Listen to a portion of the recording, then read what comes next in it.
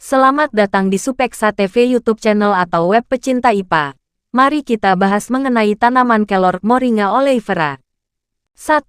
Deskripsi singkat tanaman. Tanaman kelor Moringa oleifera merupakan pohon kecil yang berasal dari wilayah tropis Asia Selatan namun kini tumbuh luas di daerah tropis dan subtropis dunia, termasuk Indonesia.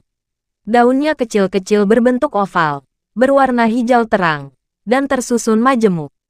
Kelor dikenal sebagai pohon ajaib karena hampir seluruh bagian tanamannya dapat dimanfaatkan untuk kesehatan dan nutrisi. 2. Struktur tumbuhan. Akar, tunggang dan kuat, menjalar dalam tanah yang dalam. Batang, bulat, berwarna coklat muda, bisa tumbuh mencapai 7-10 meter. Daun, majemuk menyirip ganjil, kecil, oval, dan lembut. Bunga, kecil, berwarna putih kekuningan, harum, tumbuh dalam tandan. Buah, polong memanjang seperti kacang panjang, disebut juga klentang. Biji, kecil dan keras, dapat digunakan untuk pengolahan minyak atau pemurnian air.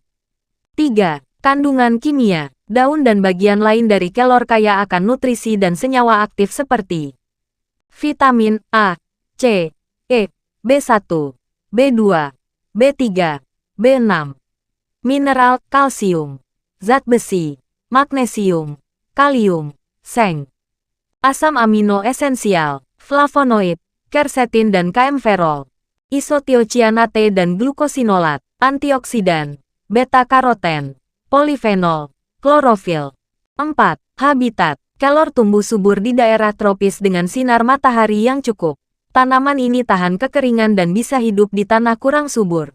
Di Indonesia, kelor sering ditemukan tumbuh liar di pekarangan, tepi jalan, atau ladang terbuka.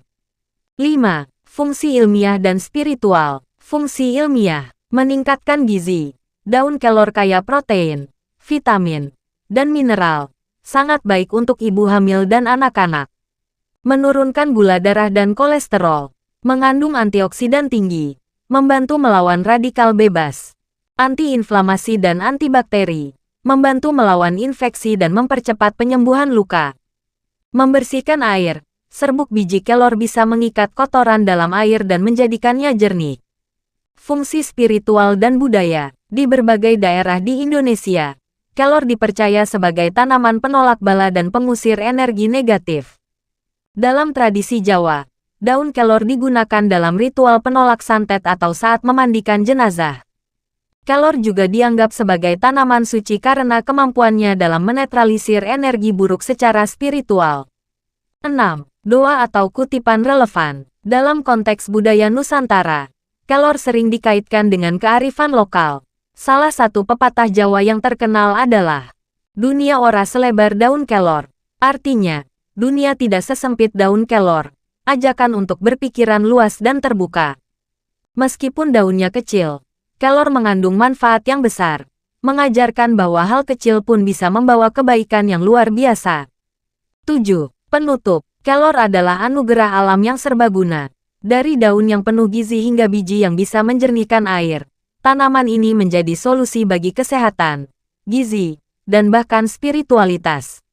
Dalam dunia modern yang penuh tantangan kesehatan, kelor hadir sebagai simbol kesederhanaan dan kekuatan alam yang nyata. Menanam, merawat, dan memanfaatkannya adalah bentuk penghargaan kita terhadap warisan alam.